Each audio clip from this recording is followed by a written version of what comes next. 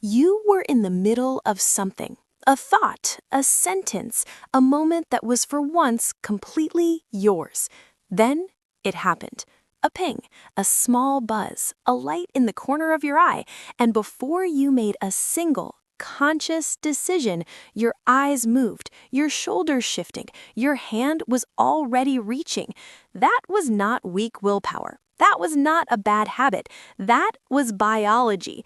And today, we are going to look at exactly what happened inside your brain in that fraction of a second, why it happens every single time, and why the people who built your apps knew exactly what they were doing.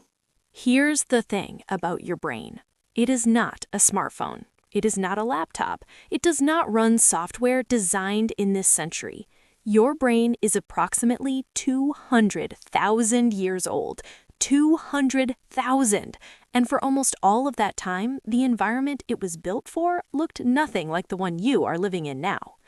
In the ancestral world, the grasslands, the forests, the small kin-based tribes your ancestors called home, the brain had one overriding job: keep you alive.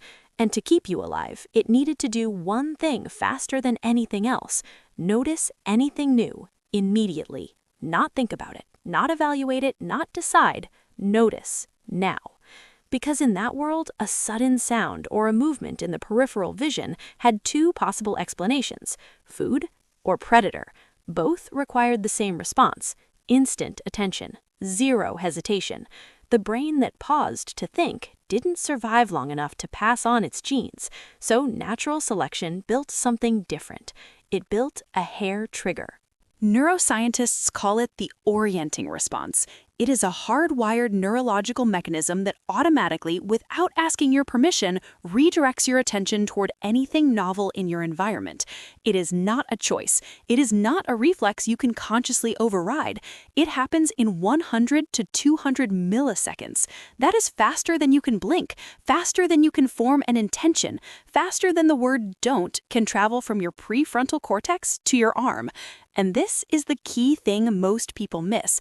The brain was designed to get false alarms wrong. Think about it this way.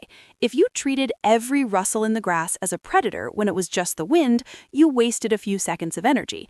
If you treated a real predator as just the wind, you were dead. So natural selection built a system that would rather fire 1,000 times for nothing than miss one real threat. It is not a bug. It is the most successful survival feature ever built. And now, it fires for your email. Here is what actually happens when your phone makes a sound.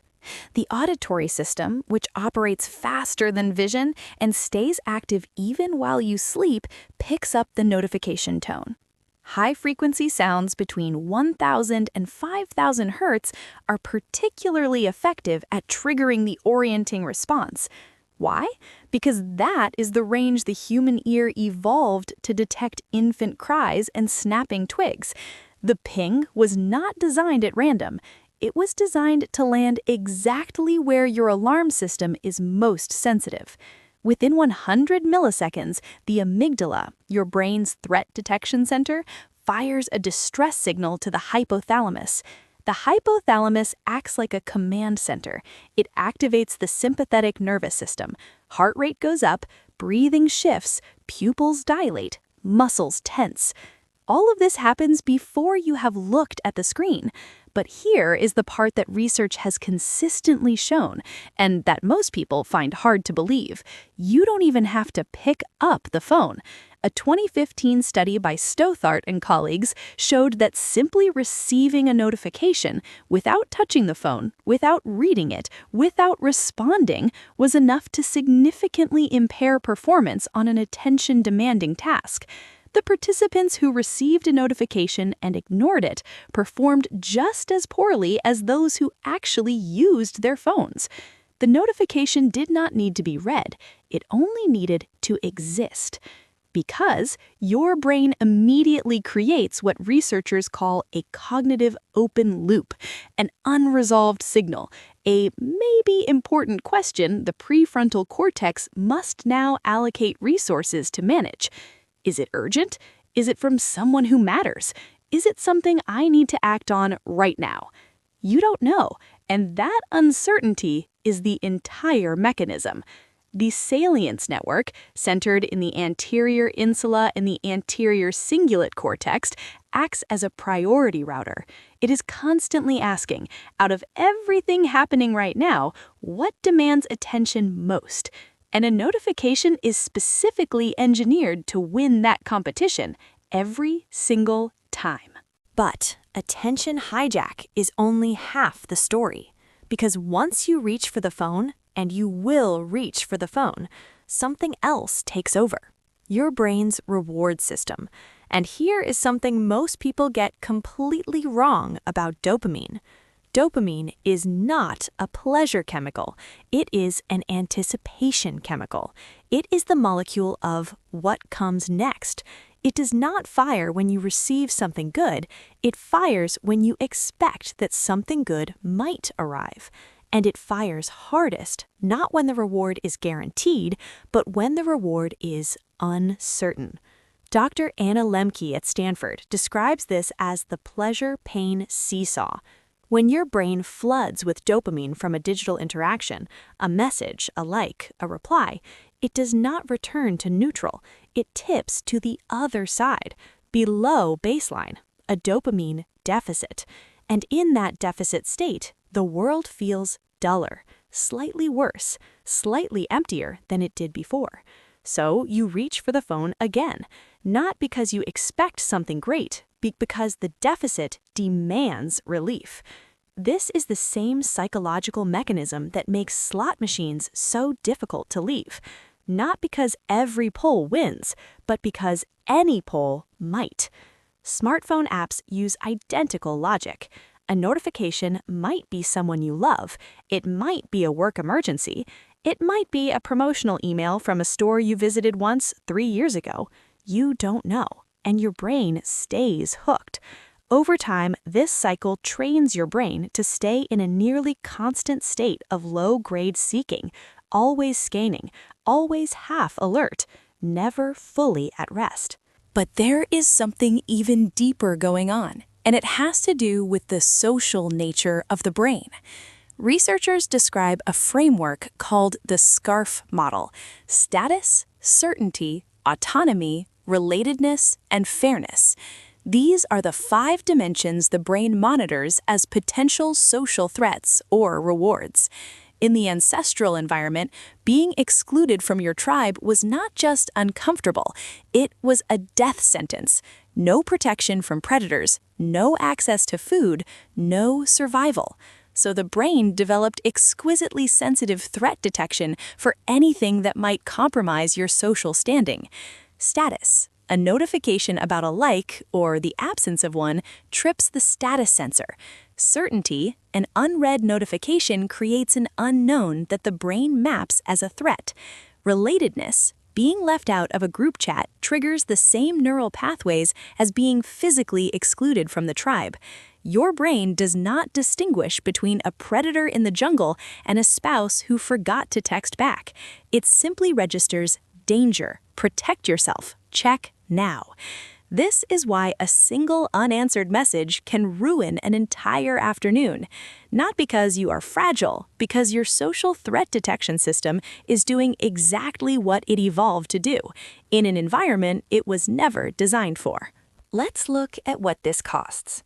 The average smartphone user receives between 46 and 96 notifications per day. 46 to 96. Research from the University of California, Irvine found that after a single interruption, it takes an average of 23 minutes to fully return to deep focus. 23 minutes from one notification. Constant task switching can consume up to 40% of your productive brain time. Your attention span has dropped from roughly 12 minutes in the 1990s to approximately 65 seconds today. 65 seconds. And the long-term picture is darker. Research on chronic psychosocial stress suggests it can shorten life expectancy by nearly 3 years, accelerate biological aging markers by 3 to 4 years, increase cardiovascular risk by 21%, and lead to measurable atrophy in the hippocampus, the brain region most essential for memory and emotional regulation. This is not a technology problem. This is an evolutionary mismatch problem. Your brain was built to handle a handful of genuinely uncertain events per day, not 96. Now, I want to be honest with you about something. You have probably read articles claiming that every notification spikes your cortisol, your primary stress hormone, the same way a real physical threat would. The research is more complicated than that. Multiple controlled studies, including a crossover experiment with 48 participants and a controlled lab session with 59, found no significant cortisol increase from receiving texts or scrolling social media in typical everyday conditions. Cortisol is a slow endocrine response. It takes time to build, and most single notification events are simply not intense enough to trigger a full hormonal cascade. But here is what is reliably true. The fast part, the orienting response, the salience network activation, the attention cost, that happens every time. And when those interruptions become chronic, when the brain never fully exits evaluation mode, the cumulative wear on the body is real. Stanford neuroscientist Robert Sapolsky has documented how persistent, low-grade psychological stress erodes the body in ways that acute stress does not. The notification is not a single lion, it is a herd, and the herd never leaves. So what do you do with this? First, understand that the solution is not simply to turn everything off.